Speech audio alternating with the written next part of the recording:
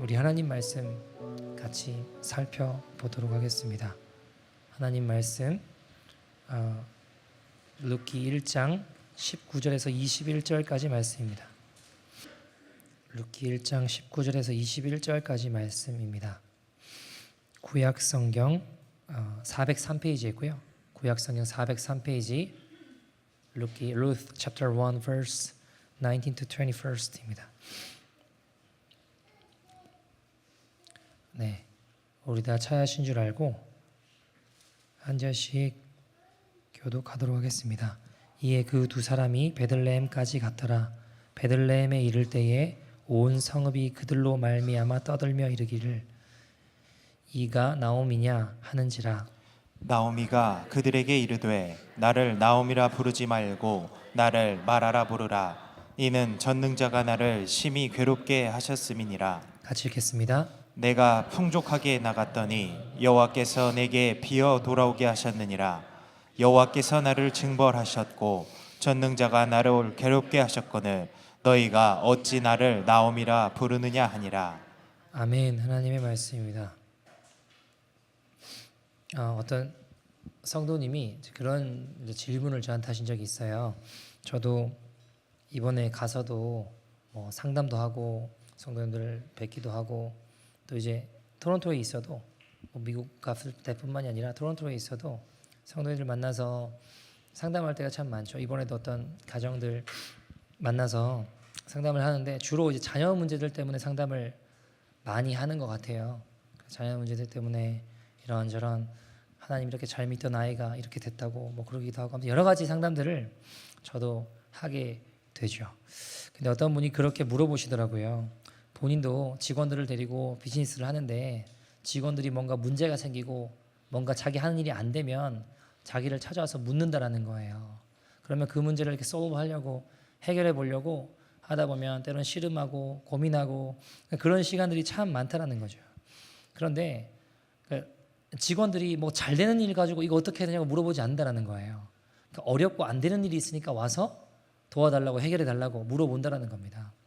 그런 일을 자꾸 겪다 보면 마음이 지치고 힘들 때도 있는데 목사님 괜찮으시냐고 물어보더라고요. 제가 때로는 힘들 때도 있죠. 그리고 어려울 때도 있습니다. 그런데 그것보다도 성도님들이 제가 상담한다고 엄청난 일이 일어나진 않겠지만 같이 예배하고 하나님 앞에 나아가게 되면서 변화되고 새로워지고 거듭나고 인생의 중요한 가치관들이 변화돼서 하나님 앞에 그 문제들이 해결돼 주님 앞에 나아가게 되는 모습들을 볼 때 쉽게 말해 영혼이 거듭나고 변화될 때 얻는 기쁨은요 세상 무엇과도 비교가 안 되거든요. 수많은 것들을 제게 줘본다 한들 그런 기쁨과는 차원이 다른 비교가 되지 않는 놀라운 기쁨입니다. 그거는 세상을 다 얻은 듯한 행복보다 더 큰 기쁨이고 더 큰 행복인 것 같아요.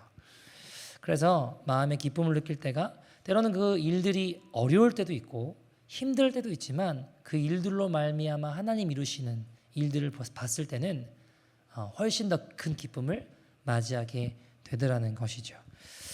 근데 하나님도 그러시지 않을까라는 생각들을 해보았습니다. 여러분 하나뿐인 아들을 내어주셔야 되는 아픔을 겪으셨어요.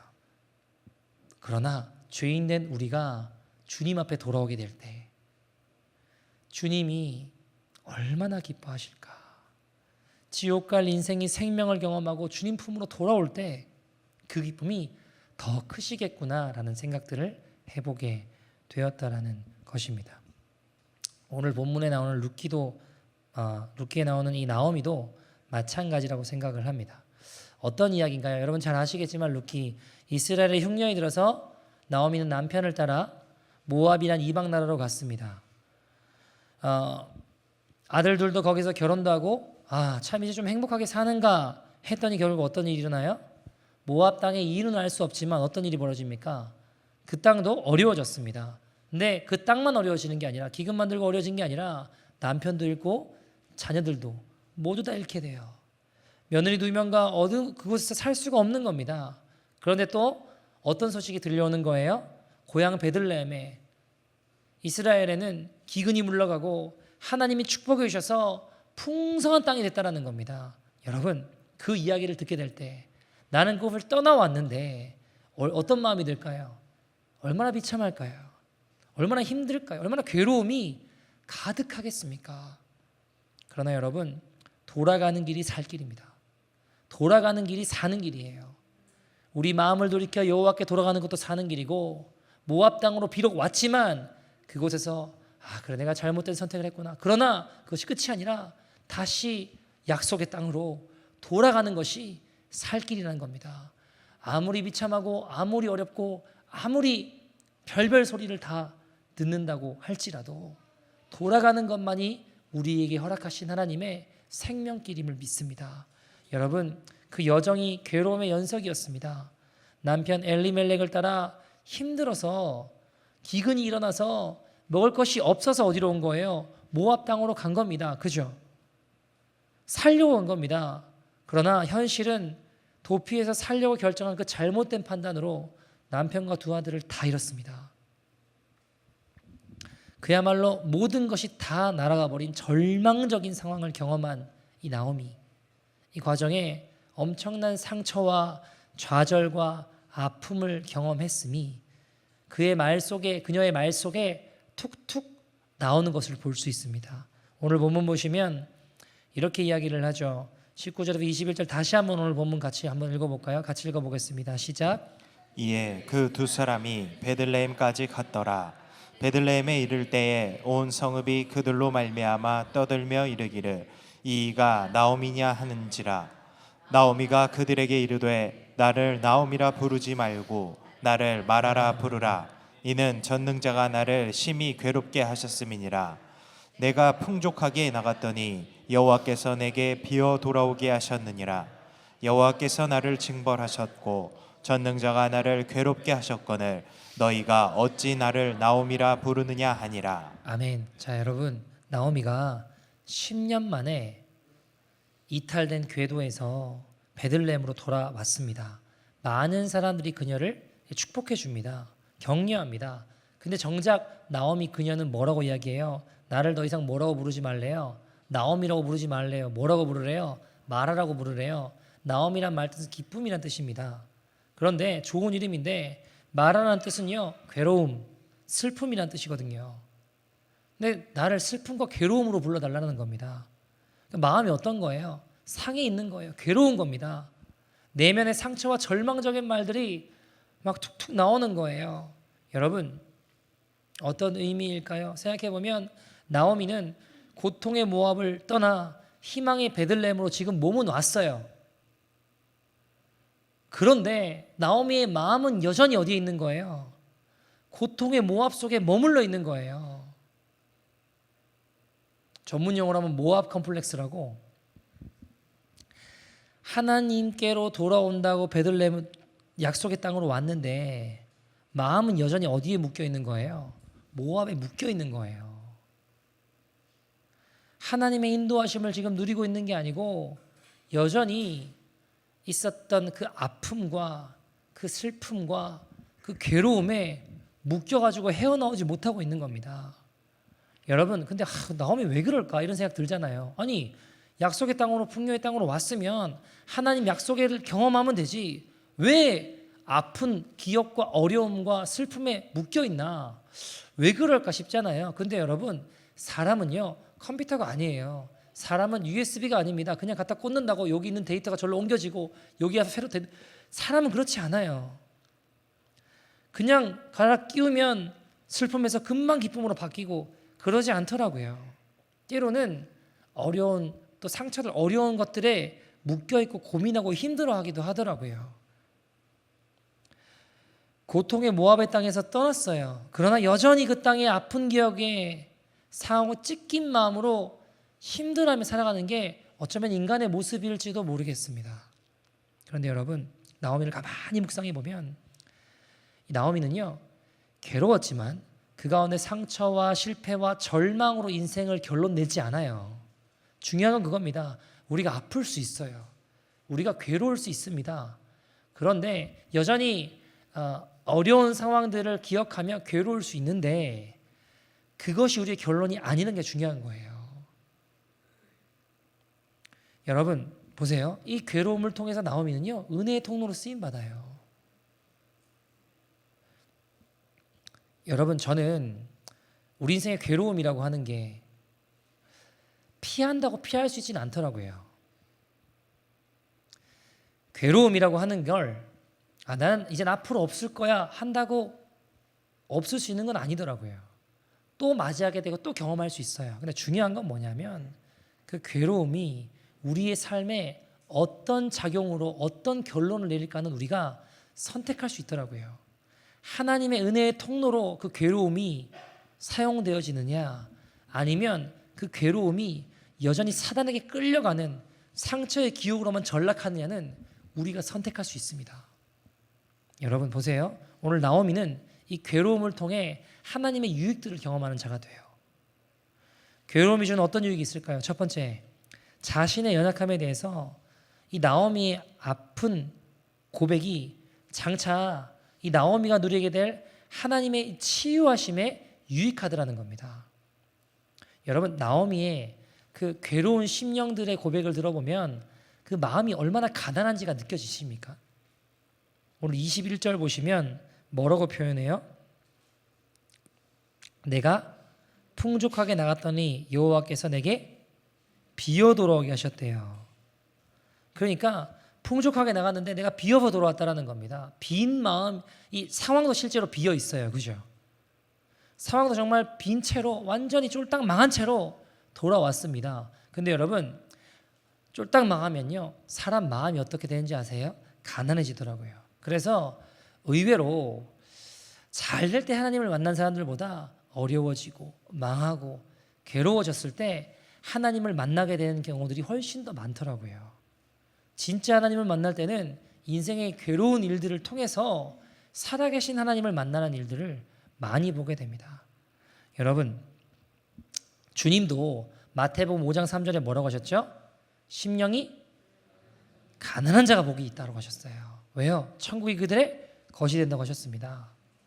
여러분 여기서 말하는 가난이라고 하는 건 헬라어로 가난을 뜻하는 거는 페네스랑 포토코스라는 단어를 쓰는데 이 페네스는요 상대적인 가난이에요. 그냥 그 상황이 여유가 없는 가난을 뜻하는 겁니다.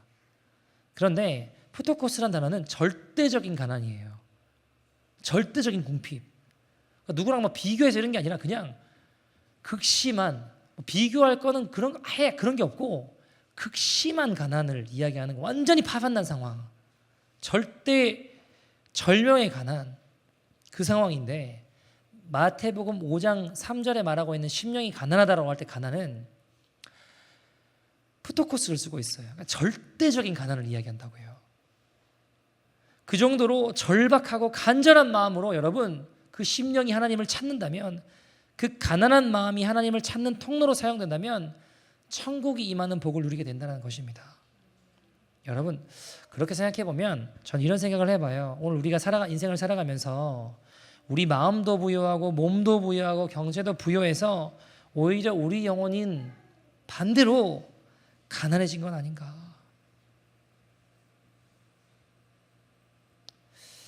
저는요 이 마태복음의 고백은 심령이 가난하다고 하는데 누가복음은요 진짜 가난한 게 복이라고 하거든요. 근데 저는 둘 다 맞다라고 생각해요. 왜냐하면 진짜 가난하면 심령이 가난해질 수밖에 없더라고요. 붙잡을 수 있는 게 주님밖에 없어요. 적당히 망하면 막 다른 수도하고 화도 내고 뭐 어쩌고저쩌고 하는데요. 진짜 망하면 진짜 쫄딱 망하고 아무것도 없으면요. 사람 의지할 수 있는 것도 없고 다 끝장나면 하나님 소리밖에 안 나오더라고요. 보니까. 왜 복일까요? 주님밖에 붙잡을 수 없으니까 복이더라고요. 여러분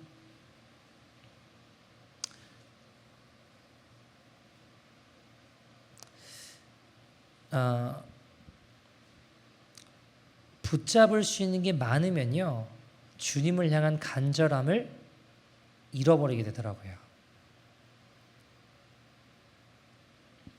제가 이번에 이제 미국에 가서 뭐 성도님들을 뵙기도 하고 뭐 예배도 인도하고 이렇게 하고 왔는데 이제 문득 그런 생각들이 좀 들었어요.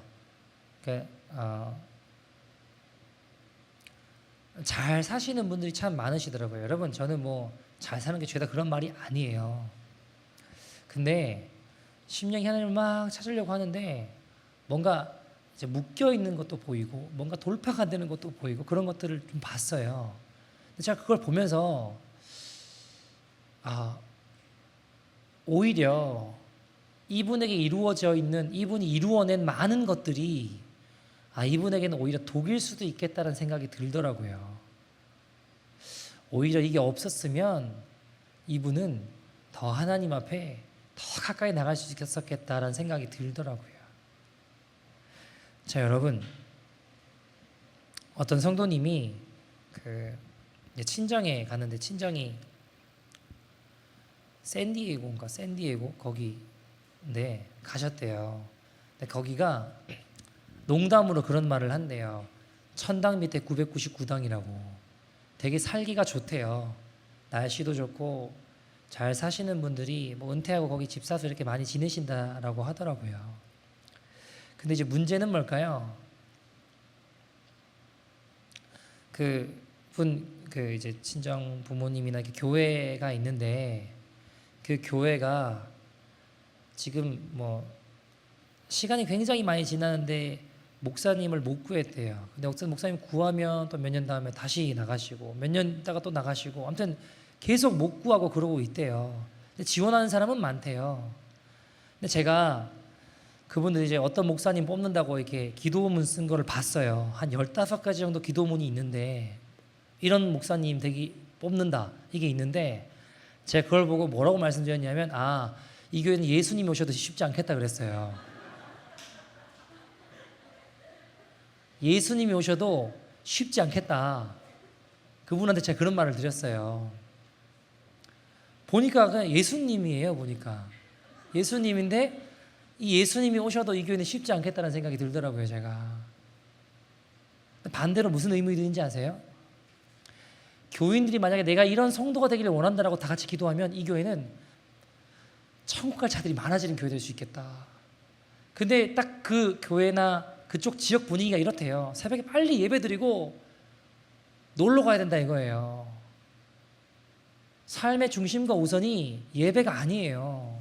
난 빨리 놀아야 되니까 예배는 안 드리면 찝찝하니까 빨리 새벽에 드리자 이겁니다. 동네 분위기가 그렇대요. 왜 그럴까요? 붙잡을 수 있는 게 많으니까, 놀 게 많으니까.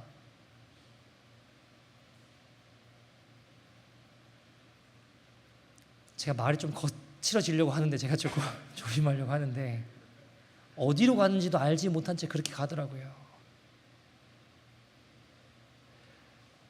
근데 그게 너무 안타까운 거예요, 마음이.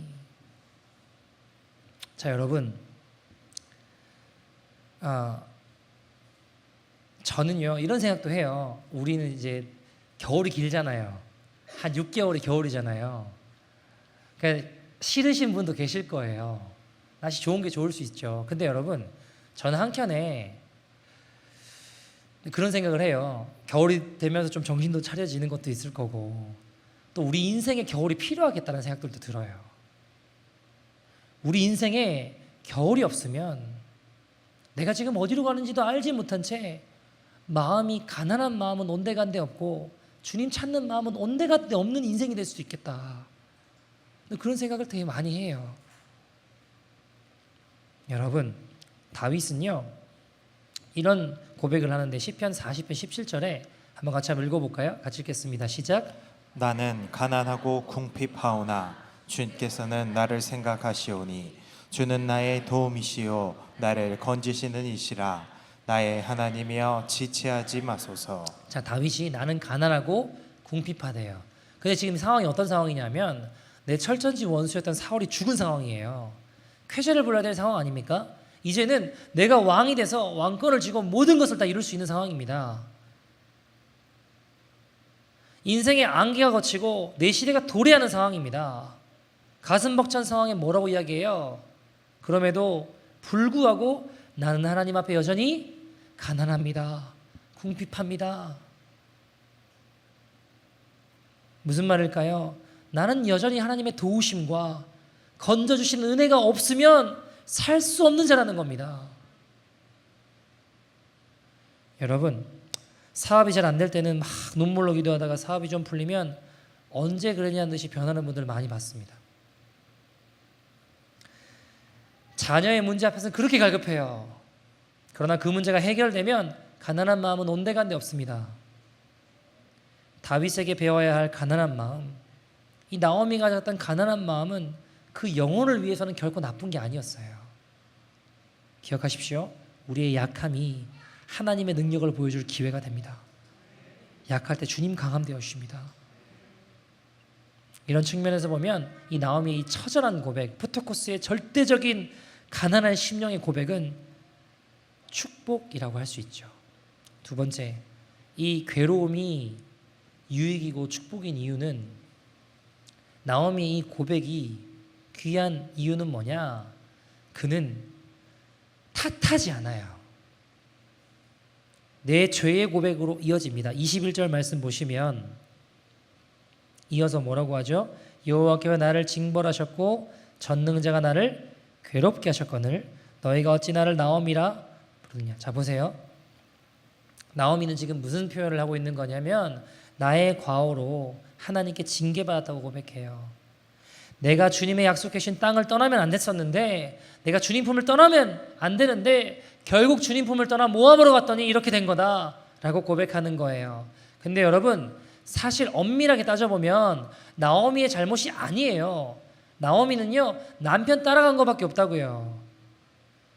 안 따라갈 수 있나요? 어떻게 안 따라가요?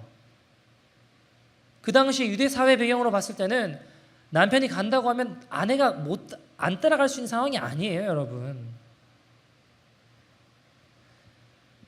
하나님 약속의 땅을 궤도를 이탈했던 건 주범은 누구예요? 나오미가 아니라 남편이 엘리멜렉이었습니다. 나오미 그냥 따라간 거예요. 얼마든지 남편에게 책임 전가할 수 있는 거 아닙니까? 나오미는요, 그렇게 하지 않아요. 여러분, 오늘 이 시대의 모습을 한번 보십시오. 온통 아담이 선악과 따먹은 다음부터 이루어진 결과가 뭐예요? 맨날 책임 전가 아닙니까?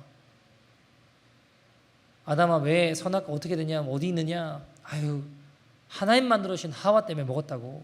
하와는 뱀 때문에 먹었다고. 결국 다 하나님 탓하는 거 아닙니까? 이 시대도 마찬가지입니다, 여러분. 온통 책임 전가가 넘치죠. 모든 일이 내 죄 때문입니다고 하지 않아요. 당신 때문입니다라고 이야기하지. 예배에 늦어도, 아이가 방황을 해도, 뭔가 하는 일이 잘못돼도 다 나 때문이 아니라 당신 때문이라는 겁니다. 가정과 사회와 교회의 책임 전가가 넘쳐나요. 내 가슴을 치지 않습니다. 여러분, 죄송하지만 책임 전가는 영혼의 회복에 전혀 도움이 되지 않습니다. 오히려 나오미와 같이 하나님 앞에 내 죄를 고백하는 자가 회복을 꿈꿀 수 있는 것이죠. 여러분, 내가 죄인임을 깨닫고 회개하는 자에게 하나님의 은혜가 임하는 것입니다. 자, 여러분, 누가 이 시대에 죄악 앞에 그것을 내 책임이라고 민족의 죄를 넣고 회개하는 사무엘 같은 자가 되시겠습니까? 교육이 무너지고 사회가 무너지고 가정과 교회가 무너지는 것이, 여러분, 정치인의 잘못이라고 할 수도 있겠죠. 그러나 하나님 그것을 내 죄로 놓고 회개하며 기도하는 자를 일으키셔서 이 땅의 역사를 새롭게 하실 것입니다. 여러분, 우리 역시 타락의 첫 열매인 책임 전가를 입에 자꾸 달고 사는 게 아니라 나오미처럼 그것이 내 죄입니다. 내 죄 때문에 이런 결과입니다. 하나님, 나의 죄를 용서해 주십시오. 나의 죄를 고백하며 회개하며 나아가는 자들이 하나님 앞에 회복을 꿈꾸는 자들이 될 줄 믿습니다. 여러분, 하나님은요, 자격 없는 자에게 베풀어 주신 하나님의 사랑, 그 은혜를 베풀어 주시는 놀라운 은혜의 하나님이십니다.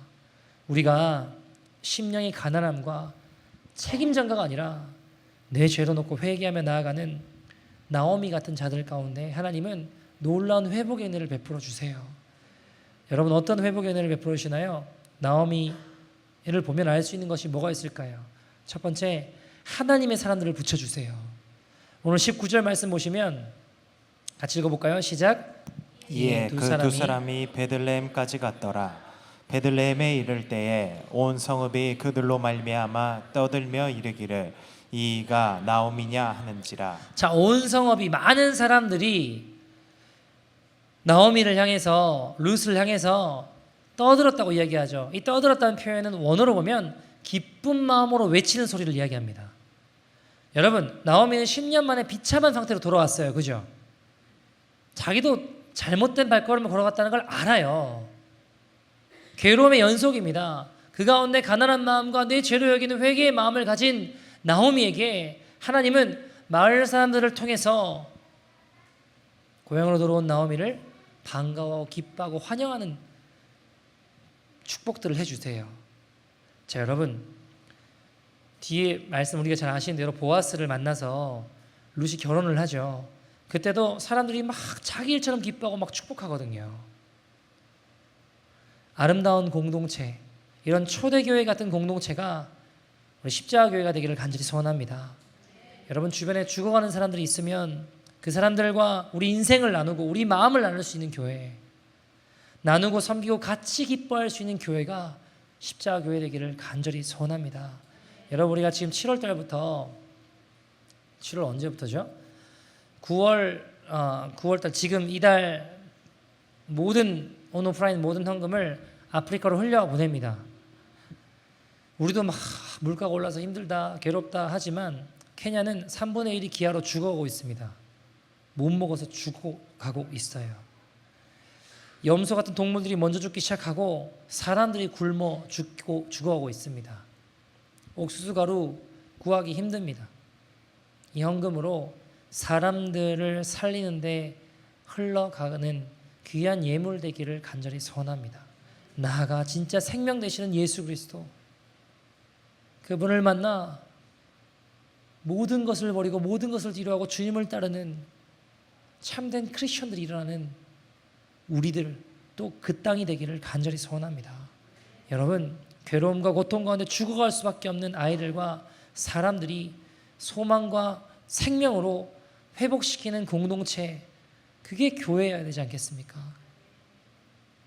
노숙자 사역으로도 흘려보내겠지만 여러분, 이게 여러분 우리 자랑이 안 됐으면 좋겠어요. 당연한 거예요.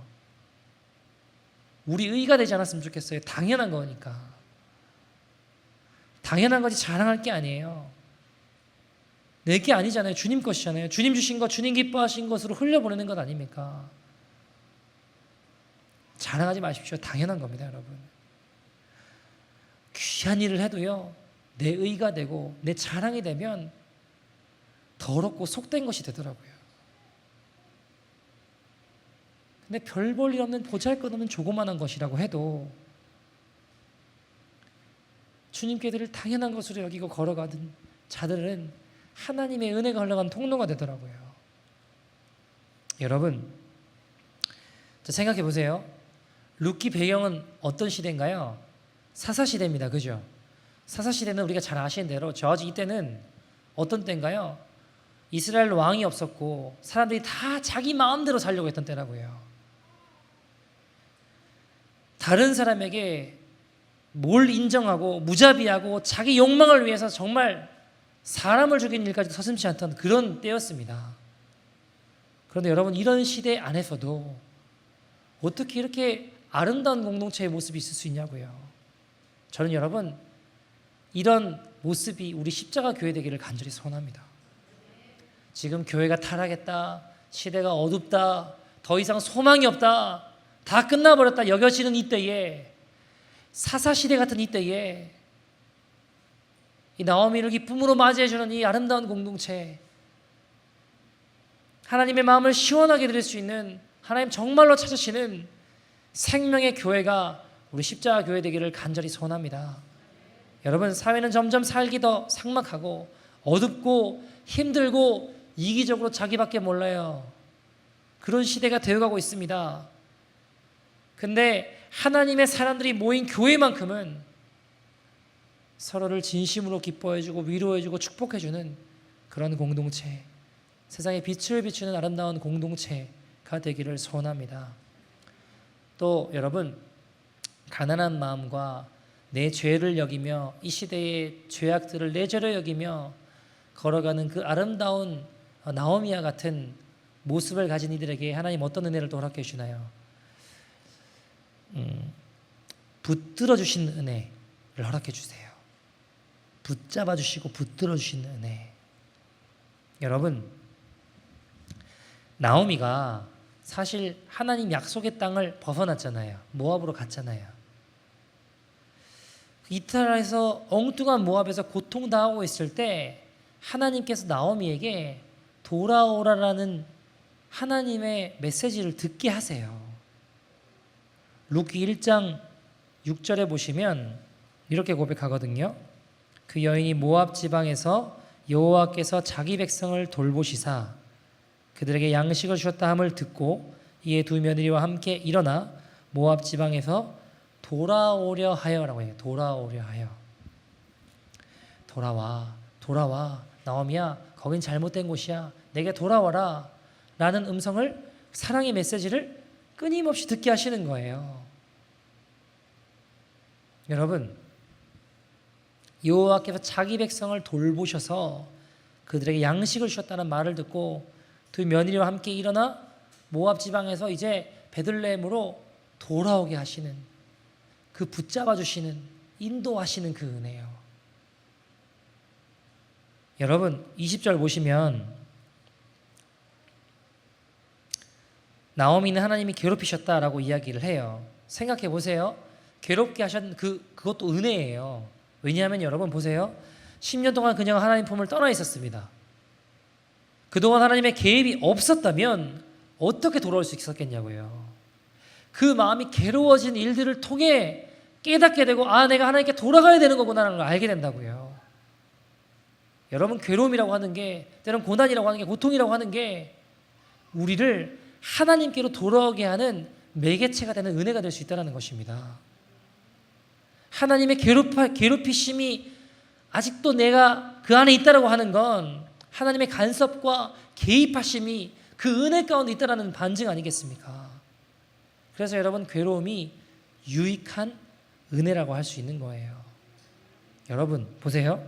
요나, 하나님이 다시 니느웨로 가서 하나님 말씀 전하러 가셨습니다. 이 땅 망한다, 회개하라, 외치라고 하라고 했는데 싫은 거예요. 그죠? 반대로 다시스로 도망갔습니다. 근데 하나님 배를 흔드시고 물고기 뱃속에 들어가게 하시는, 괴롭게 하시는 그런 일들이 없었고 다시스로 가서 잘 먹고 잘 살았으면 요나는 하나님의 회개케 하심, 하나님의 일하심, 하나님의 역사하심을 맛보지 못했을 거라고요. 근데 여러분, 다시스로 가자마자, 배에 타자마자 하나님 막 괴롭히시잖아요. 배를 막 흔들어 대시고 풍랑 일게 하시고 물고기 뱃속에 집어넣어 버리시잖아요. 인간적으로 볼 땐 정말 재수없는 일 아닙니까? 내 뜻대로 안 되니까. 그러나 영안이 열려서 보면 하나님의 괴롭히심은 하나님을 향한 회복이 일어나는 시간이에요. 여러분, 우리가 하나님의 뜻, 하나님 허락하신 것들, 그 궤도를 벗어날 때마다 우리를 괴롭히시는 하나님의 은혜가 있기를 소원합니다. 여러분, 어떤 성도님이 그런 고백하시더라고요. 제가 정말 잘못된 길을 걸어가면 하나님 개입하셔서 치시더라고. 그래서 주님께 돌아오게 하시더라고. 이게 정말 아니다 싶으면 하나님이 개입하셔서 나를 그곳에서 건져내시더라고. 근데 여러분, 저는 그게 하나님의 은혜라고 믿거든요. 어쩔 땐 되게 싫어요. 저도 어릴 때 조금 죄 짓고 같이 죄를 져도 저만 맨날 하나님이 때리시는 것 같고 맞는 것 같고 그럴 때 마음이 되게 힘들었어요. 여러분, 하다못해 아주 별거 아닌 일 있잖아요. 숙제를 안 했어요. 그날은 우리가 가지는 간절한 소망은 오늘 선생님이 숙제 검사 안 했으면 좋겠다라는 거잖아요. 평소에 안 하시던 분이 제가 안 해가는 날마다 반드시 숙제 검사 하시거든요. 그럼 맨날 혼나고, 제가 뭔가 좀 죄 짓고 어긋날 것 같은 하나님 또 개입하셔가지고 막 드러내시고 혼나게 하시고, 나는 왜 이렇게 인생이 괴롭게 살아야 되나 했는데 지금 되돌아보면 하나님 은혜예요. 돌아오게 하신 은혜. 한 단체에서 인도로 단기 선교를 갔습니다.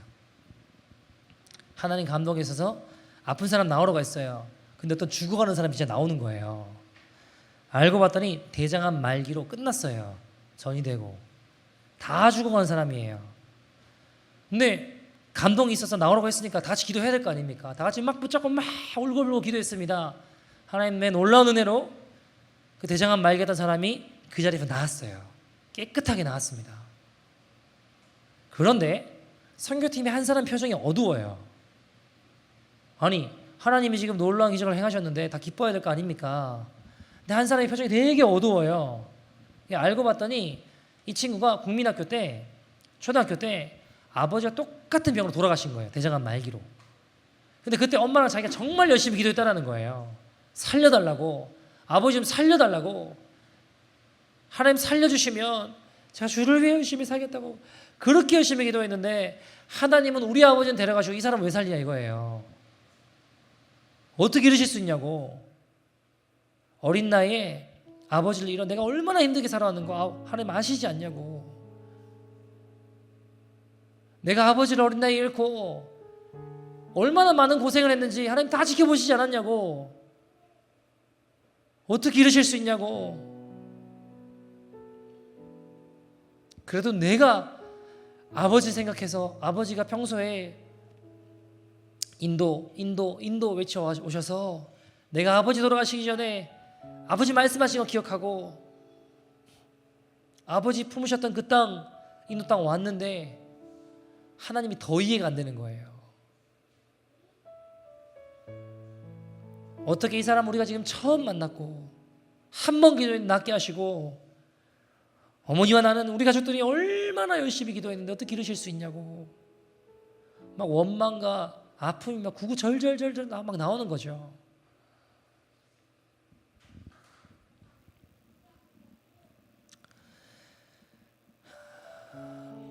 근데 이 친구가 이제 그러고 돌아갔어요. 한국으로 돌아갔는데 집에 가서도 울고불고 하나님께 따졌대요. 하나님 어떻게 이러실 수 있냐고. 너무하신 거 아니냐고. 하나님 그러시더래요. 얘야, 내가 아버지 없는 너를 아버지 없는 인도로 보냈다. 누가 아버지 없는 서러움을 알겠냐. 너는 알지 않냐.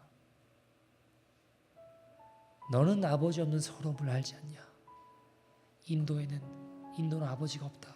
인도에는 내가 없다. 그래서 그 마음을 아는 너를 내가 보냈다. 너는 아버지 없는 아픔이 뭔지 알지 않냐. 그래서 내가 너를 그곳으로 보냈어. 그곳엔 내가 없단다. 네가 나를 위해 그곳으로 가주지 않겠니? 자기는 이게 너무 괴롭고 아팠거든요. 근데 하나님 마음이 이해가 되기 시작하고, 그래서 하나님 나를 이곳에 보내셨구나. 하나님 나에게 부탁하시는구나. 이 친구의 아픔과 괴로움이 그 가운데서 회복이 일어나기 시작하는 거예요. 하나님 치유 회복이 일어나기 시작하는 거예요. 다시 인도로 이 친구가 가게 되었습니다. 여러분의 상처와 절망과 아픔, 그 괴로움이 하나님을 만나면요, 우리 놀라운 축복의 통로로 쓰임받게 됩니다. 고난 가운데 하나님의 생명으로 인도함 받는 은혜들이 오늘 이곳에서 일어나기를 소원합니다. 한 이야기 들고 말씀을 좀 마치죠.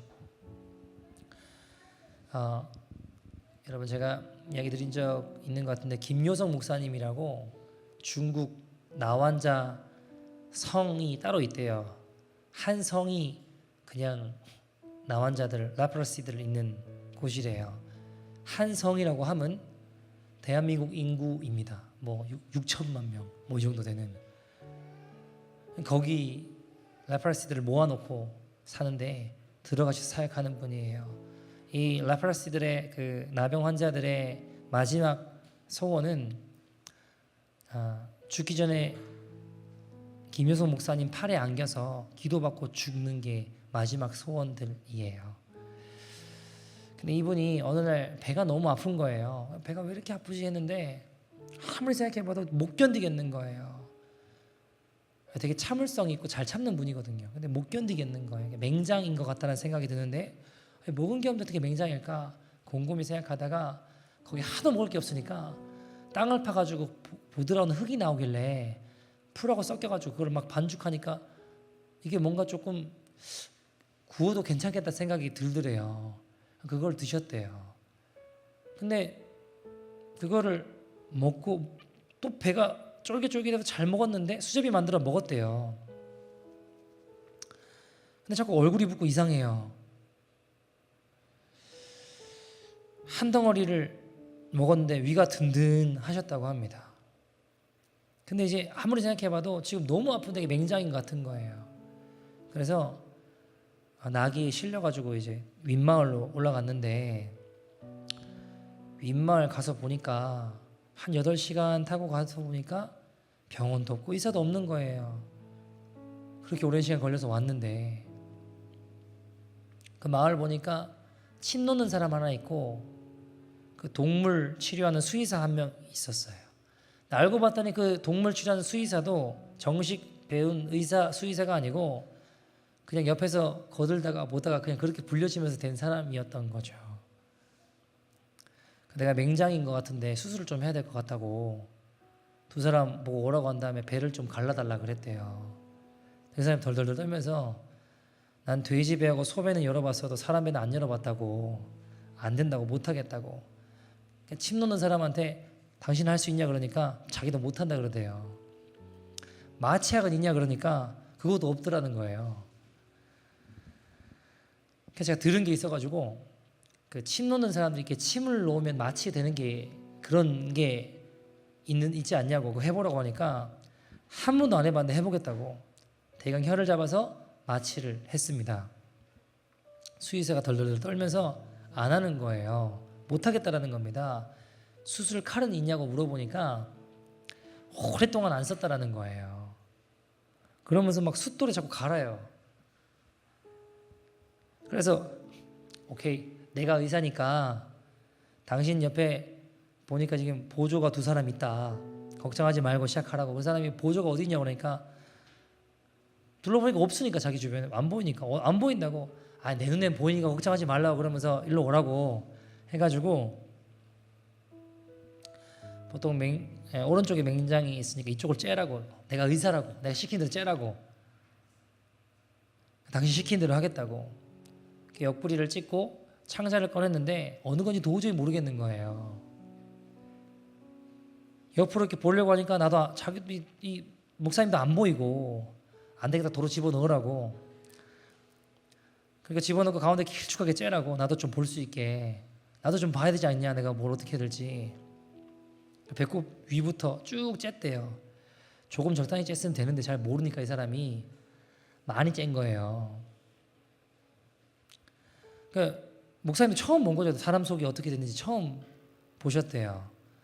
그래가지고 이게 뭔지 모르겠다 하는데 뭔가 부패된 듯한 조그만한 게 달려 있더래요. 보니까 그거 갖다고 잘라라고 잘라내고 내장을 도로 집어넣었습니다. 아무 실이나 배를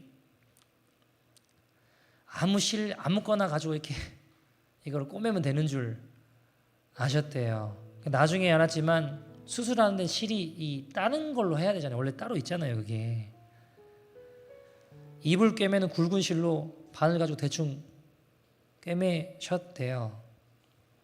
그거 붙여가지고는 아물지 않잖아요. 어떻게 됐을까요? 그때 겨울인데 날씨는 춥죠. 배는 막 열었다 닫았다 하니까 얼어오는 것 같고 이게 뭐 답이 있나요? 피는 겨우 멈췄는데 물이 막 줄줄 나고 그래요. 뭐 어떻게 방법이 없으니까 나귀를 타고 다시 집으로 돌아오셨습니다.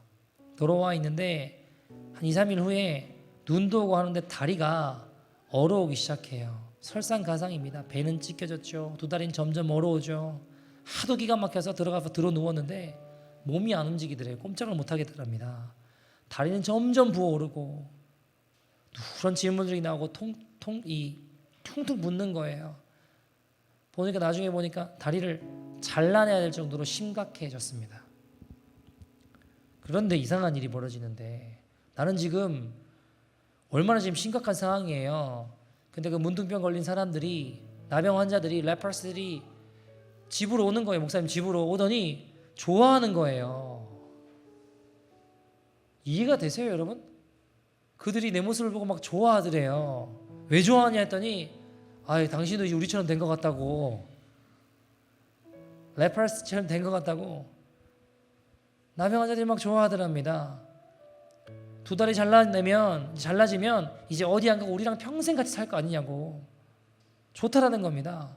근데 목사님 너무 괴로워하니까 안 듣던지 막 코 팔다리 떨어지는 분들 아닙니까? 근데 막 기어와가지고 목사님 다리를 막 주무는 거예요. 마사지 하는 겁니다. 우리 목사님 하고 막 우는 거예요. 이 사람들이 팔다리 없으니까 얼굴 갖다 대고 막 비벼대는 겁니다. 근데 여러분 아시다시피 팔이나 좀 있는 사람은 팔로 비비는데 거기서 뭐가 나와요? 고름이 나올 거 아닙니까?